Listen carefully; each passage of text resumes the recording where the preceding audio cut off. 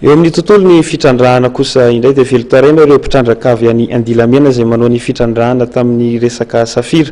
Nisy ny fanazavana izay nentin'ireo tompony izany vato sarobidy izany ny maraina teo teny Andriafanambojanahary.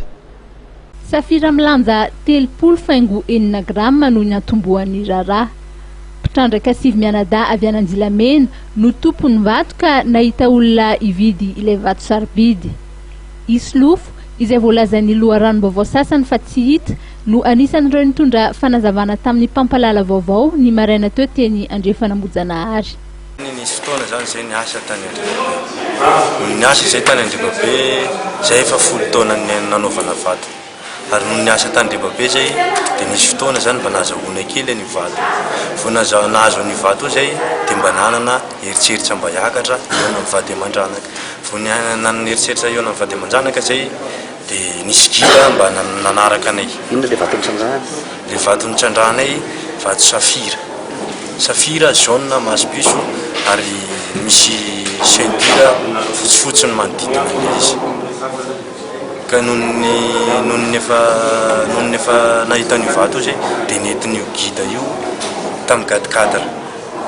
Ireo zany nohon'ny efa nahazo ny zavatra zay nanomana programme zareo hoe ho any Antananarivo tsika. Ary nohon'ny tsy fahafantarantsika nohon'ny tsy fahafantaranay le aty Antananarivo zany dia nanaraka zany zay hoe indraindray zany mba sody mba hoe zavatra mahasoa izy. Ary nohon'ny tonga taty zany zay dia nentin'ireo zay ary fanena tamin'ny Madame Claire zay teny Moramanga. Vao fanena tamin'ny Madame Claire zay. Iza moa Madame Claire? Madame gidan'le vazaha io. Dia Madame Claire io no fanena tamin'izy zay ary zay koa nefa nanantena anazy hoe hotsotra taminay zany na tsy amin'ilay vazaha hoe hotsotra taminay daholo nefa nohon'ny zava-nisy nefa dia nivadihan'ny zareo zay. Kona tamin'ny Madame Claire ndesin'le guide zao tagnaty chambre. Tonga oreo hita le vazaha. Ho avy eto izy le vazaha fa tadiaviko anao solofo. Tadiavin'le guide. Tsy namelan'le guide zao fa nianjy tagnaty chambre ao foana. Dia tonga Madame Claire nitondran'le vola 200 millions. Le vazaha fa tsy hitako. Sao zao dia voa double. Nefa mbola le 200 millions tsy le prix-na vatonay, mbola mitanay 1,5 milliard zay. Mbola mitazo na 1,5 milliard zay. Na 1,5 milliard zao no zay tambany volo 30 grammes point 6 safira re tompoko dia havarotra 200 millions. Na 1 gramme re tompoko lafo 200 millions amin'le safira. Fa pourquoi 30 grammes point 6 vato zany maventy ary tsy 10 taona zao nangady carrière mbola tsy nahita ny vato zany. Fa anjara no menagnahary any. Ary maro ny mpitsanjaka ao tsy nahita ny vato zany Tandrebabe ao. Fa anjaranay sivlahy le vato. Dia andro zomany tonja vola sakosy raika andao tohizanareo re le prix. Efa tezitra zahay tsy nanaiky tohiny le prix fa aboao vatonay fa averinay le 200 millions nao ty.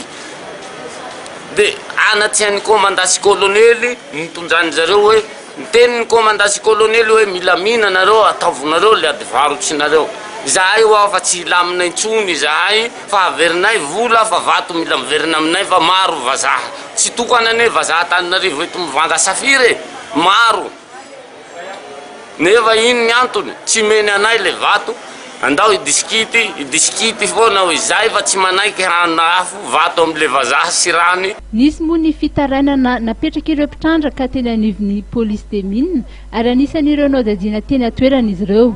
Tsy nisy kosa ny fanadihadiana natao an'ny Madame Claire sy ilay teratany vahiny izay nilaza azy ireo ho marary ka nahiditra hôpitaly.